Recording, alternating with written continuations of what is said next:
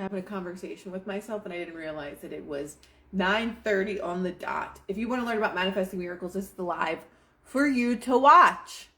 I didn't even realize how many Neville Goddard books I ordered because I was like, hey, I'm just going to order a Neville Goddard book. I didn't realize that I already ordered 2 of them. So now I have 3 of them sitting in front of me and another one is in my mailbox. If you have not read anything about Neville Goddard and you want to change your life, this man is the one that will do it. Graham Rising, what's up, everybody? Hi. So I picked up, there's 3 books sitting in front of me. One is really large and the other are very small. So I was like, you know what? What's up, everybody? I'm going to read from Manifesting Miracles. So, of course, what do? I don't open the book from the front. I open the book to wherever I am led to. So that's what I'm going to do. But before I get started on that, over the weekend, what's up, everybody? Oh, it was fun. It was very fun. My retreat, my mini retreat with Rodney was really fun. Got my ass kicked for like 2 days after. I could not sit, stand, walk, or anything. But I really did it for my nephew because I wanted him to train with him. Because he's just like getting into learning all about weightlifting and stuff, and he looks amazing. So who better than the Rodster? But over the weekend, I had a holiday party and I was talking to neighbors and people that I grew up with from when I was a kid. And we were just talking about all the things that are going on in the world and everything. And he was saying, you know, it's just very difficult to see what's happening and know all the things that are going on. But we have to learn to take care of ourselves and our own communities first. And I said, that's absolutely how I feel.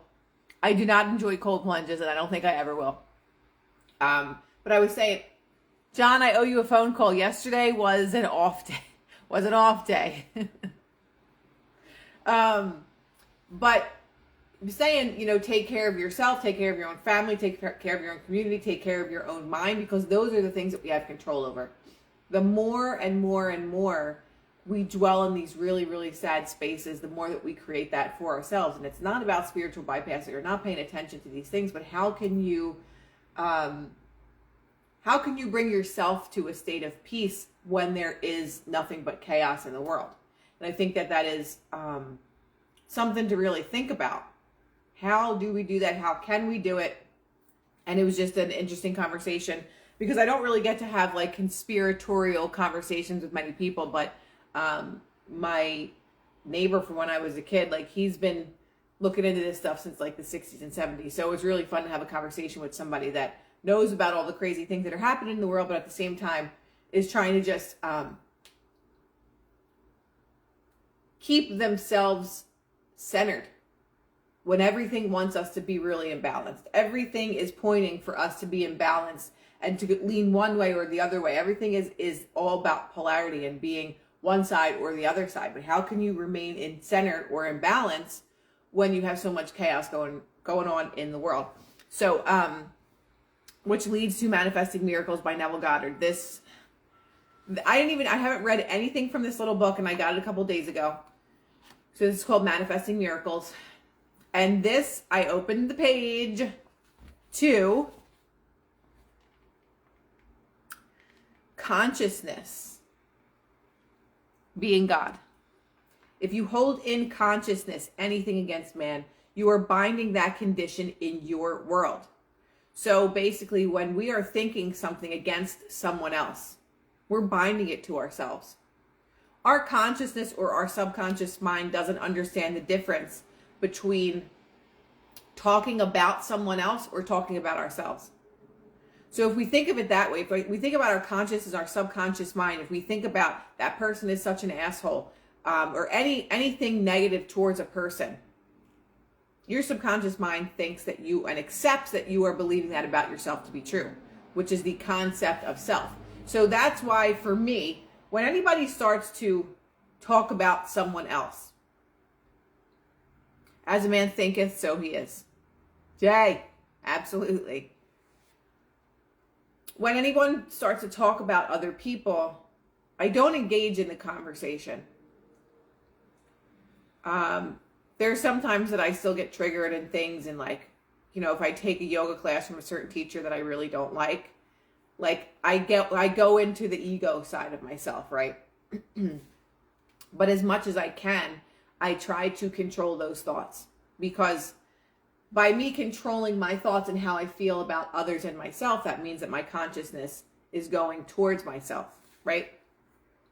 But to release man from all condemnation is to free yourself so that you may rise to any level necessary. There is therefore no condemnation to those in Christ Jesus. Therefore, a very good practice before you enter into your meditation is to first free every man in the world from blame. For law is never violated, and you can rest confidently in the knowledge that every man's conception of himself is going to be his reward. So what does that mean? Our self-concept, which we talk about a lot, which is the concept we have of ourselves. What do we believe about ourselves to be true? That is your own karma. If you believe that I'm always poor and I never have enough and I never get love and I'm never chosen and all of those negative things, that is called your self-concept, what you believe your I amness to be. I am not worthy. All those things. So that can be our punishment, or that could be our reward in life. Guilt and shame are of the enemy. And of course, we always go back to the map of consciousness. Where do you live? Let's go to the map of consciousness. If you're living in the survival paradigm all the way at the bottom, shame, guilt, anger, fear, all those things. If you're living in that lower vibrational state, right? It's only right that your karma is also going to be any of these things. Because if we live in grief, if we live in guilt, if we live in shame all the time, that is the only thing that could be reflected back into our reality.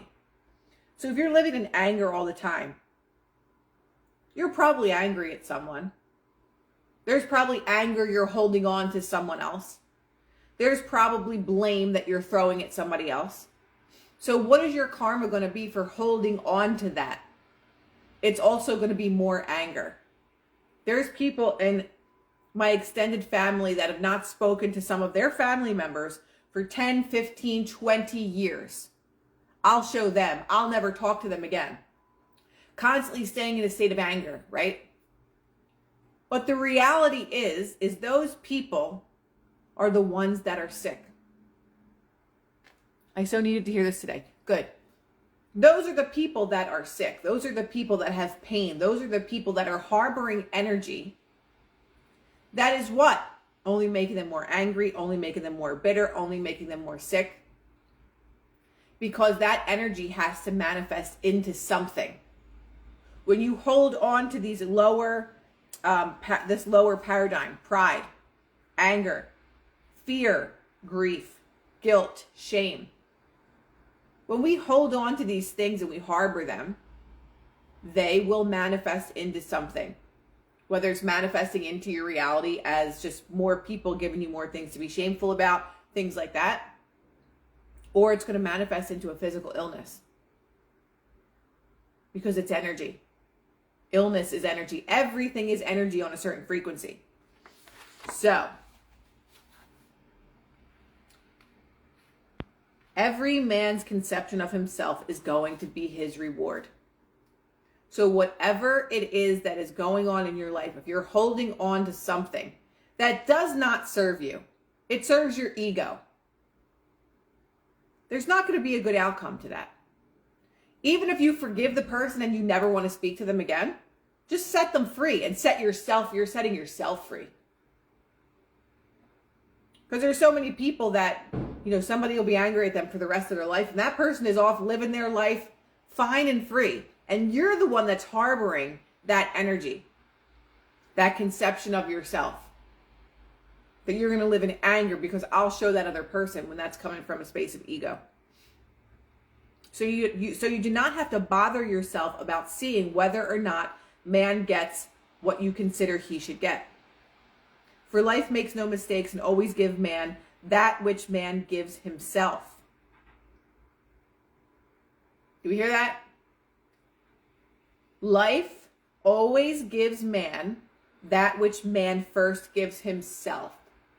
So if we're giving ourselves anger, greed, all those low paradigm things, life is going to give that back to you. Why? Because emotions are energy in motion, and that energy in motion has to come back to you. Or if you give yourself love, joy, excitement, abundance, expansiveness, you're happy all the time, life always gives man that which man gives first to himself. So think about that. How much are we holding on to for another person or a scenario or the job that you lost? You're only giving that back to yourself every single day. We don't know how to let go of things. So in order to manifest the miracles that you want in your life, it's about letting go of the things that no longer serve you. It's about letting go of the idea that you're even manifesting something. Think about the things that you want or desire. See yourself already having them and let it go. Have the blind faith that you're going to get it. Okay. Let's skip over to, I actually first opened to this page, but then for whatever reason, I went back a couple pages. I am. We're going to go into our I amness. I am the vine and ye are the branches. I am, which is our consciousness. Consciousness is the vine. And those qualities which you are now conscious of being are the branches that feed you and keep you alive. So if our consciousness is the vine, what we think, and life itself are the branches. What do your branches look like? Are they full of life and color and beauty and abundance? Or are your branches and leaves brown, dying, wilted? What are your branches? If your consciousness is the vine, the root, what do your branches look like? That's literally manifestation right there in a nutshell. That's it. I am is the vine. Your consciousness is the vine or the root.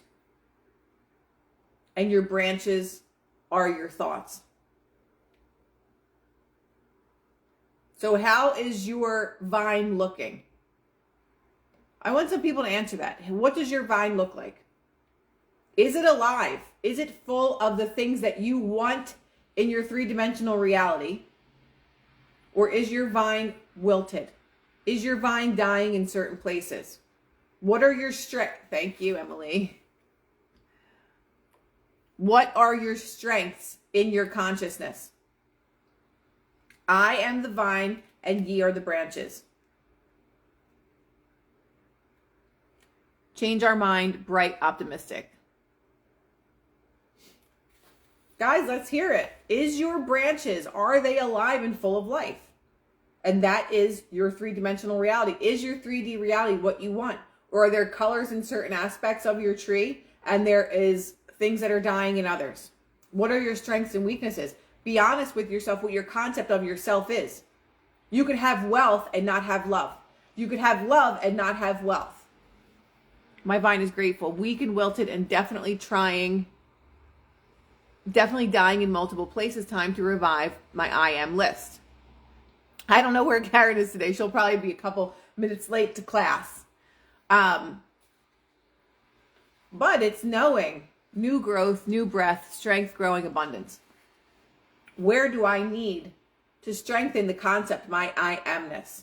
My branches are alive in areas, but dying in areas as well. I think a lot of us can probably say that because we do have certain strengths where there's things in our consciousness that we're just like, we don't even think about. It's just abundant there, right? Because part of our programming maybe in our childhood was that you were always good at something and you were always praised for being good at this thing. So your branches are going to be alive and beautiful in color in that area. Maybe your parents always fought about money all the time. So maybe your branches where it comes to wealth and abundance are not so alive. So if we think of that I amness, the vine, the consciousness, And then the branches and the leaves, what do they look like? The Bible talks about pruning your branches.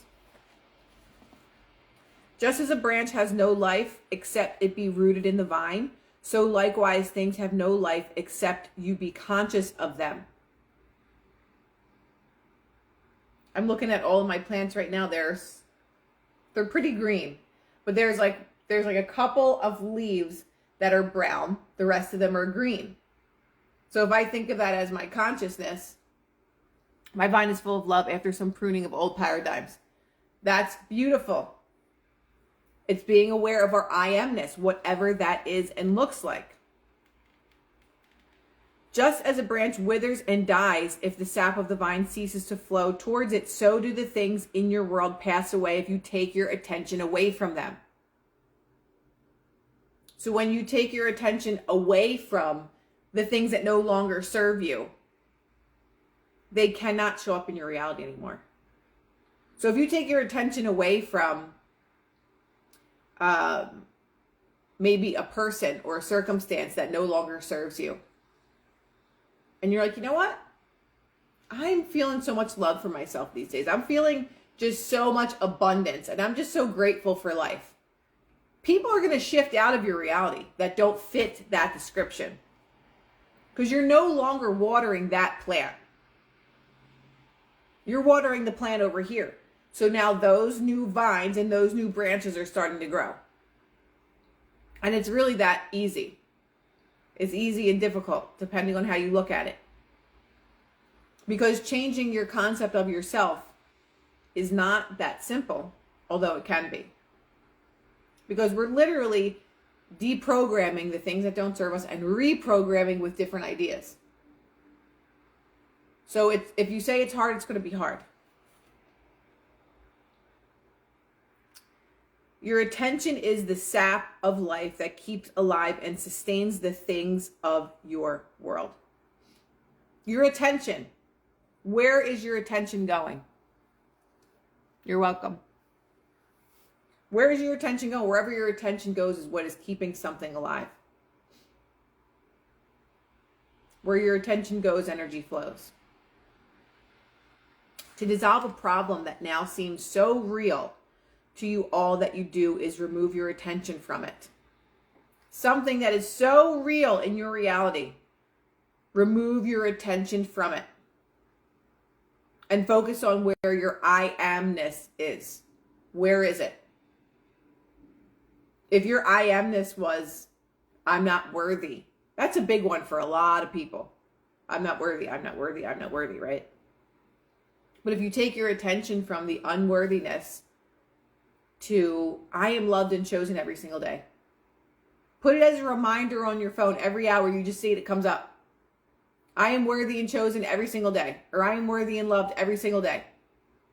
And you just see that repetitively all the time. It's just a reminder to yourself every single day. And then what happens? Your reality shifts from I am not chosen and I am not worthy. Slowly things start to shift and change in your life. To being worthy, to being chosen, to feel like you are loved, right? I'm worthy and loved every single day. For instance, if you were imprisoned, no man would have to tell you that you should desire freedom. Freedom, or rather the desire of freedom, would be automatic. So why look behind the four walls of your prison bars? Take your attention away from being imprisoned and begin to feel yourself to be free. Feel it to the point where it is natural. The very second you do so, those prison bars will dissolve. Apply this same principle to any problem. And Neville talks about several people that have applied this with being imprisoned. They were in solitary confinement. They were in just jail or prison. And all they did was go in their mind and they saw themselves free. They saw themselves doing the things that they love to do outside of being imprisoned. Every single moment that they could, they imagined and envisioned themselves. And these miraculous situations came up. All of a sudden it was the judge dropped all the charges against you, or the person dropped all the charges against you. You're free to go. All of these different weird scenarios that you're looking at crazy sentences and people have literally manifested their freedom just through their mind and consciousness. My friend used to say, don't give it legs when I was focusing on worry. Yeah, because that shit's going to run wild. That's why. But our mind and consciousness has the power to literally do anything. I'm proud of you, Jay. That's amazing. But all we have to do is go into the mind and consciousness and see what it is that we want to have happen and manifest in our reality. When things don't happen when we want them to, when things don't happen in months period of time, you'll say, this is stupid, this is wasting my time. But a lot of times, people that don't get things that they really want is because they're living in two states. And I talk about two states of consciousness all the time. You can't live in two states. Like, well, I can't live in California and New York at the same time. They're on the opposite sides of the coast. I literally physically cannot be in one state over here and one state over there. It's the same thing with your mind. I can't live in the new state and say, I have this life with all these things. And then right like 10 minutes after I do all my visualizations say, yeah, this isn't going to work. This is so stupid. I'm so dumb for doing this. I'll never have any of these things. I never had them before in my life. So how could I possibly have them now? I never had money. So how am I ever going to have money? That's living in two states at once. Ain't going to happen. So you have to live in delusion with what you desire. Because you're already living in delusion when you're constantly thinking negative is going to happen. You just expect it. And it's so natural to you because that's what you've had happen in your life. But start being delusional about the things that you don't yet have. And watch shit change. I've seen people who were in debt up to their ears apply this principle. And in the twinkling of an eye, debts that were mountainous were removed.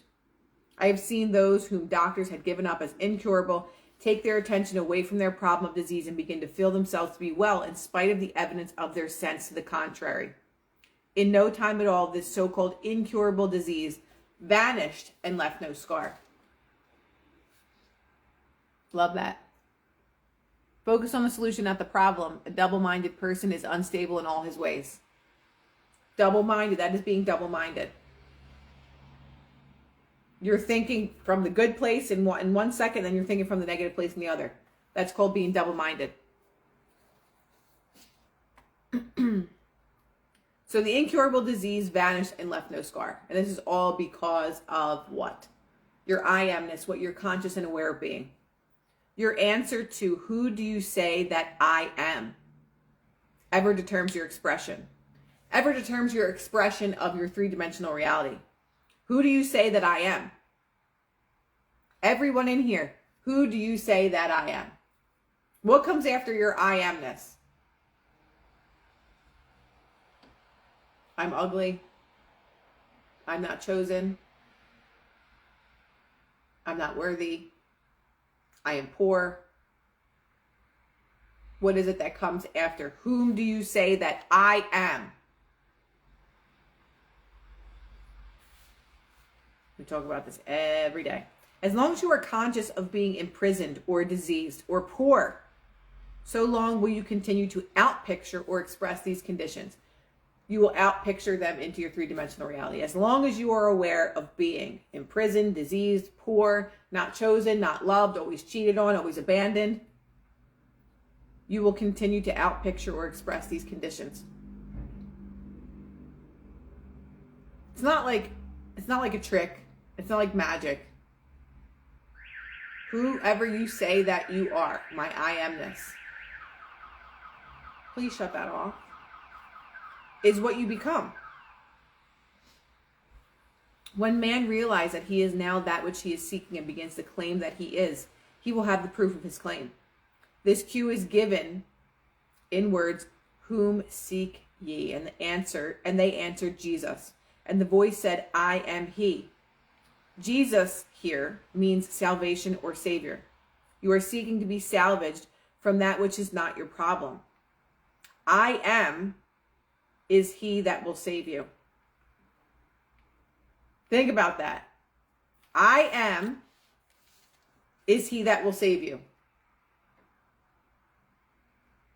When Jesus said, I am the way, the truth, and the light. I am, and I said this on Friday. I am. Jesus did not mean himself in the literal sense. He meant I am, which is your consciousness, is the way, the truth, and the light. I am is he that will save you. If you are hungry, your Savior is food. If you are poor, your Savior is riches. If you are imprisoned, your Savior is freedom. If you are diseased, it will not be a man called Jesus who will save you, but health will become your Savior. Therefore, claim, I am he. In other words, claim yourself to be the thing desired. Claim yourself to be the thing that you desire. Claim it in consciousness, not in words. And consciousness will reward you with your claim. You are told, you shall find me when you feel after me. Think about that. You shall find me when you feel after me. You shall find me in your reality after you feel after me. Feeling is the secret. You shall find whatever it is that you are seeking in your mind after you feel me. After you put emotion into the things that you see in your mind and consciousness.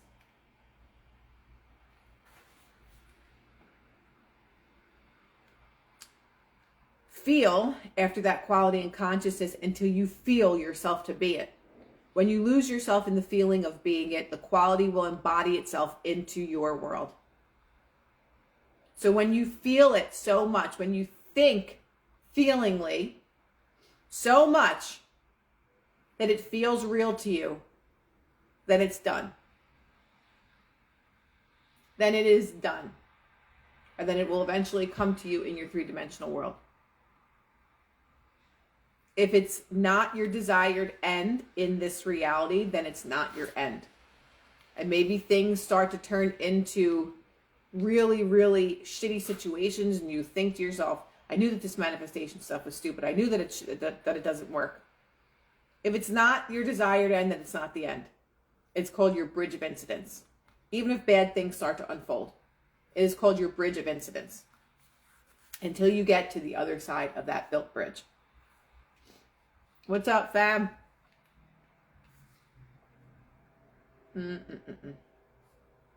When you lose yourself in the feeling of being it, the quality will embody itself in your world. You are healed from your problem when you touch the solution of it. Who has touched me? For I perceive virtue is gone out of me. Yes, the day you touch this being within you, feeling yourself to be cured or healed, virtues will come out of your very self and solidify themselves in your world as healings. It is said, you believe in God. Believe also in me, for I am he. Have the faith of God. He made himself one with God and found it not robbery to do the works of God. So think about what this is saying. He made himself one with God and found it not robbery to do the works of God. Believe also in me, for I am he. Your I amness or your consciousness is God. So again, he said he made himself one with God and found it not robbery to do the works of God. If we can all perform miracles with our I amness, with our consciousness, then what does that mean? That means that you are God. We are all God, and it is God living through each and every single one of us. It is God consciousness living and breathing through every single one of us. So that is our free will, is using our I amness for the good or for the bad. People get a little nuts when you say shit like that. Jesus said that exact thing in the Bible. Well, these are quotes from the Bible. Manifesting miracles is all quotes from the Bible, but written by Neville Goddard. But he's just quoting Bible sayings. Go you and do likewise.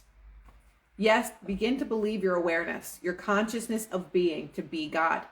Claim for yourself all the attributes that you have heretofore given an external God, and you will begin to express these claims. For I am not a God afar off. I am nearer than your hands and feet, nearer than your very breathing.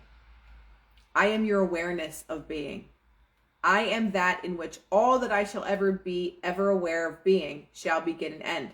For before the world was, I am, And when the world shall cease to be, I am.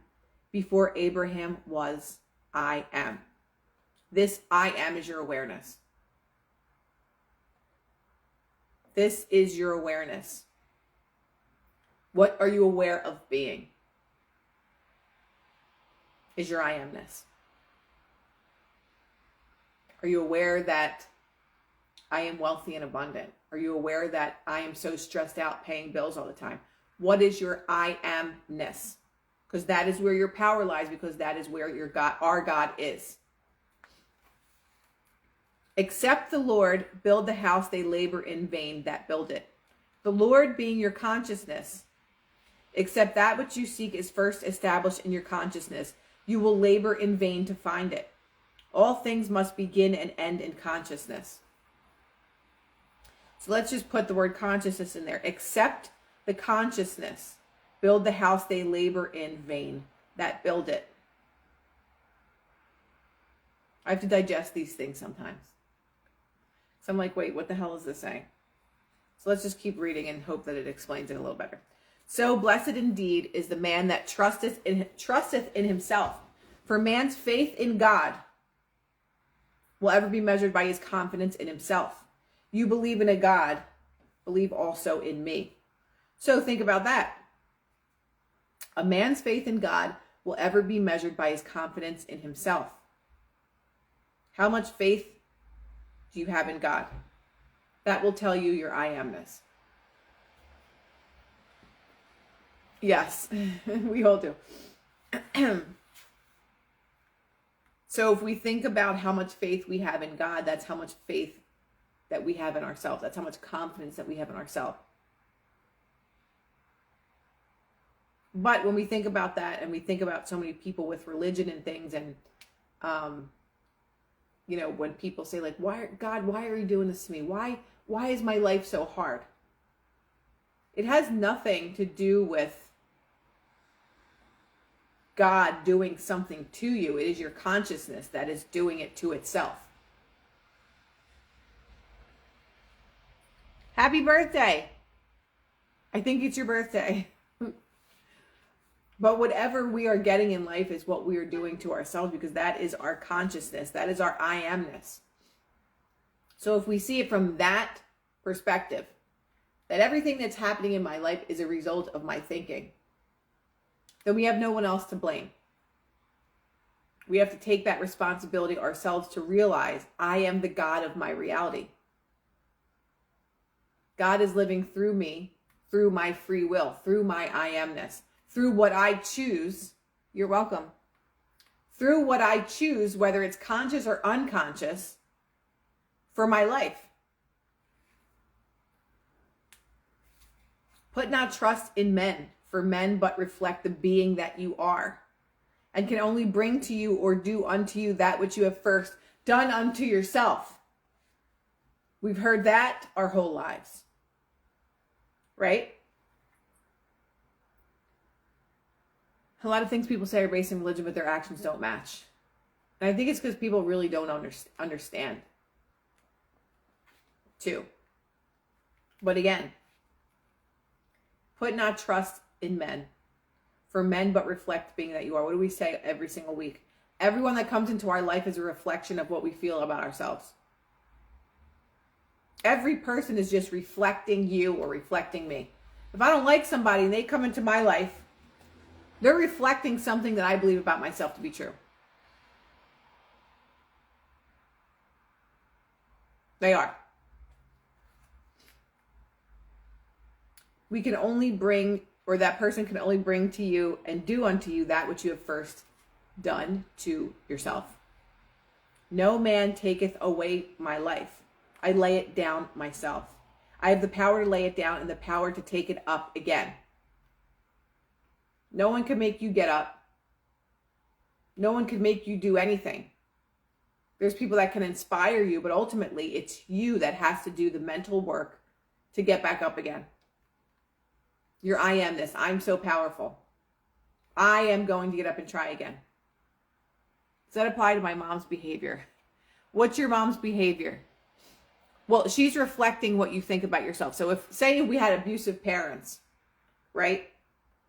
And then we later on have these same type of relationships. We get into abusive relationships because you're programming based on your parents, because they were your caretakers when your subconscious mind was most impressionable, that I am not worthy of receiving love. Or that is your belief about what love is to be hurt and abused. You don't know what healthy love looks like.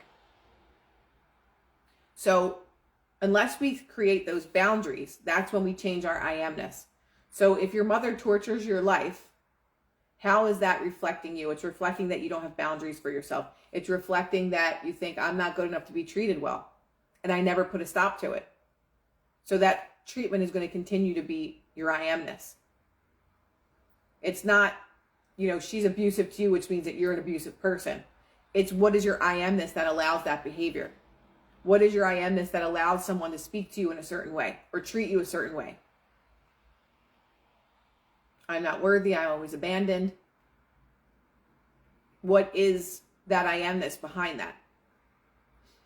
And again, we talked about this before about people that were sexually abused as children. Later on in life, it turns out when we hear about rape victims and things like that, or people that are sexually abused in relationships in their adulthood, is because of their belief systems when they're children. So we literally manifest these energies towards us. Right? They say that people that are predators look for a weakness in people. You can tell walking down the street who's a strong person, who's a weak person. Their energy gives it off. So the person that tends to be weak tends to have less boundaries, tends to have more of the I'm not worthy and, I am weak and I am not chosen, all those things. That's not in English, so I can't read it. I don't know what that's supposed to say. I'm going to save this live, yes. But Kristen, what is the treatment from your mother so that I can help you or just explain that for anybody else that needs that?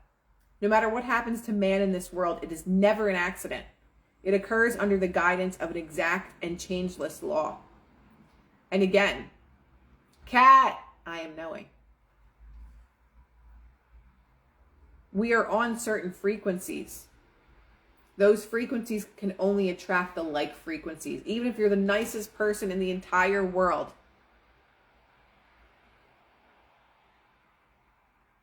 I'm not reading Greek. Do I sound like I'm reading Greek? I don't know how to speak Greek.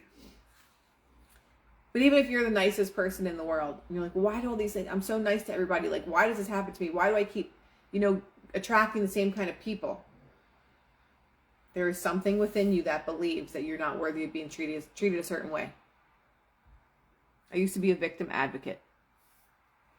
So when we start to recognize these things that happen in our life are a result of our thoughts, and I would talk about something else, but it's going to be too triggering for people. About the law of attraction or the law of assumption. If you assume that your country is going to go to war, if you assume that you're going to be, that you're always going to be living in a state of enslavement, then you do. Because how many people do you know that have escaped from their country? Because in their mind, they saw themselves free.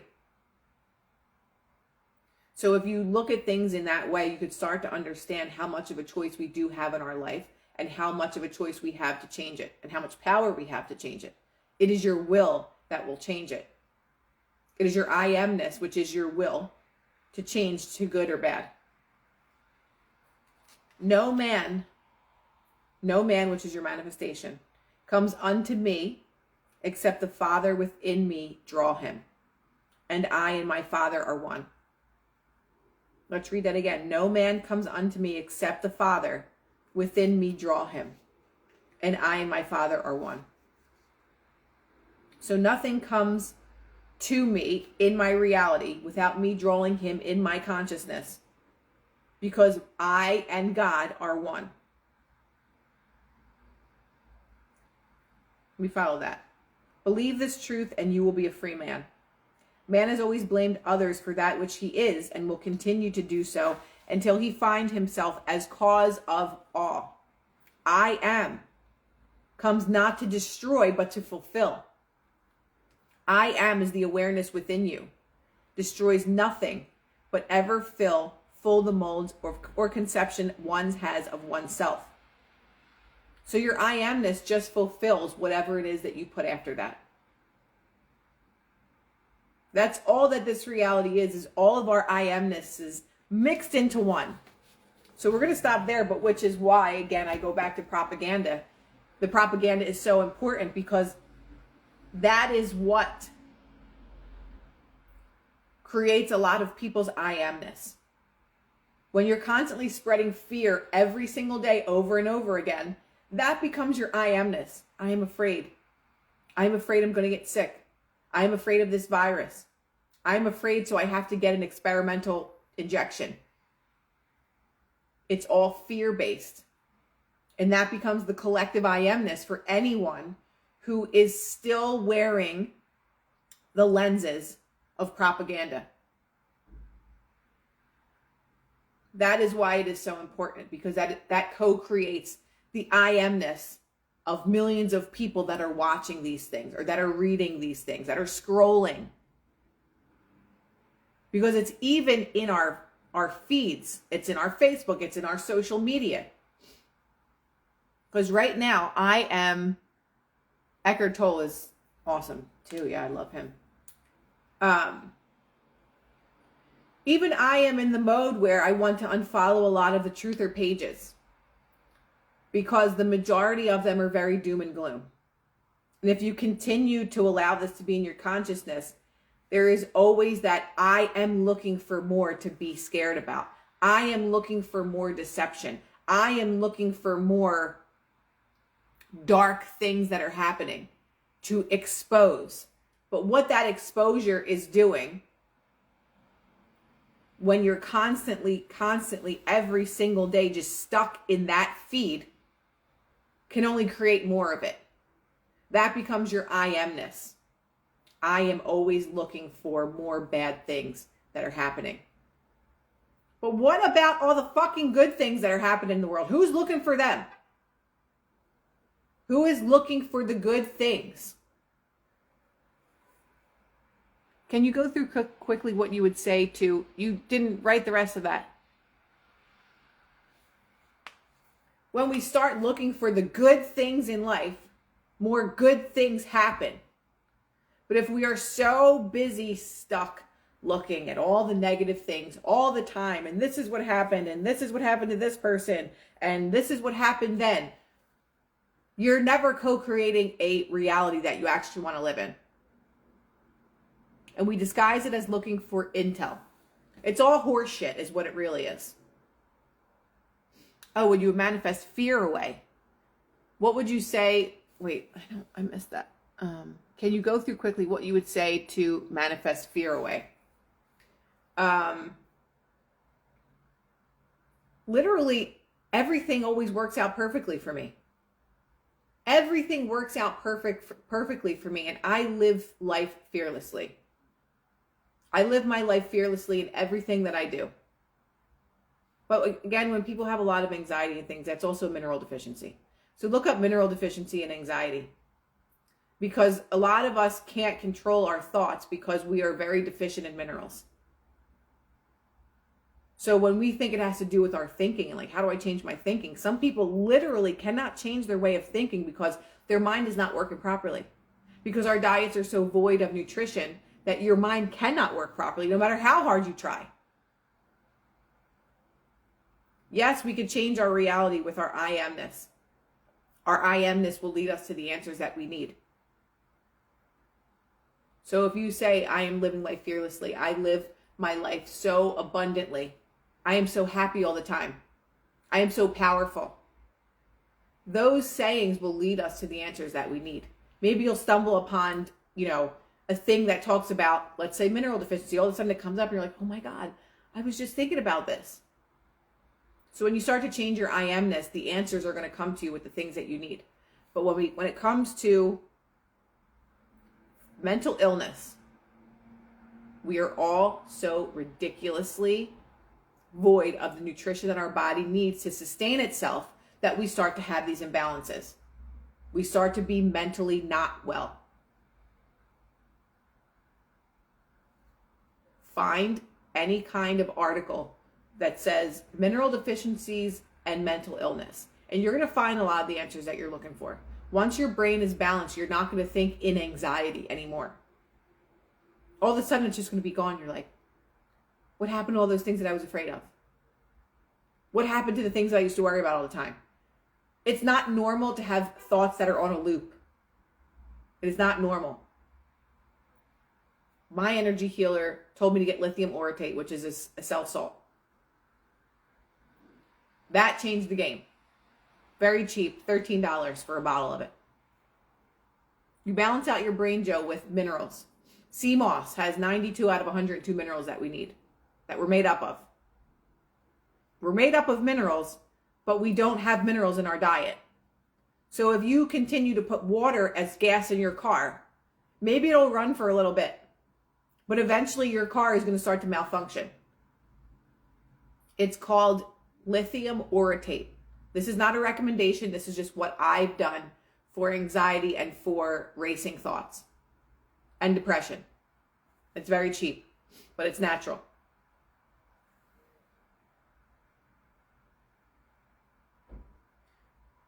Untrue. In my experience, it's actually, let's read that. It's actually something that wants to leave the body that might create hints of anxiety. Yeah, and I don't disagree with that at all. Stuck energy. But for a lot of people, it's deficiency. You know why I know that? Because the majority of the population is deficient in all the minerals. Why? Because they stripped our soil of minerals, our water lacks minerals, our food lacks minerals. Everything lacks minerals. If the body was not mineral deficient, disease cannot exist. So think about that. There are many early teachings that talk about if the body is completely balanced with its mineral content that we need, disease cannot exist. It's actually in a cell salt book that I was reading. There's 12 main cell salts. I think there's 33 total or something like that. But if you want to read about how to rebalance yourself, start with reading about finding information on cell salts. It's a book that's older than dirt that talks about, I think it's from like 1800s or 1700s or something like that. But it talks about the cell salts, and it talks about how disease cannot exist in a body that is completely balanced with all of its minerals.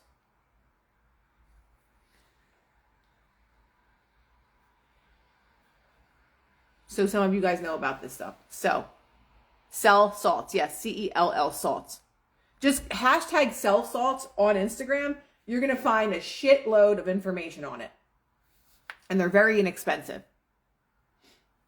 That's like saying people who fast have anxiety and they don't. I don't know what that means. People who don't eat don't have anxiety. That's a master faster. So some people, before we go, some people ask about fasting, and I wholeheartedly believe in fasting. However, if you're someone that has suffered with an eating disorder for a very long time, I am against it. Like myself, I starved my growing body as a child from when I was probably 7 or 8 years old with an eating disorder. So for me, fasting is not good for me, unless it's like short term. But when you're someone who's been void of nutrition your entire life, I would not recommend fasting. And that's for you to do your own research on. But I hope, and I know that this was helpful because it was helpful for me to just read it. So again, it's Manifesting Miracles by Neville Goddard. And it will help you in so many ways that you can't even imagine. It's a very tiny book. So I hope that you guys have an amazing, amazing week. And I will chat with you probably Wednesday night. Have an amazing week. I love you all.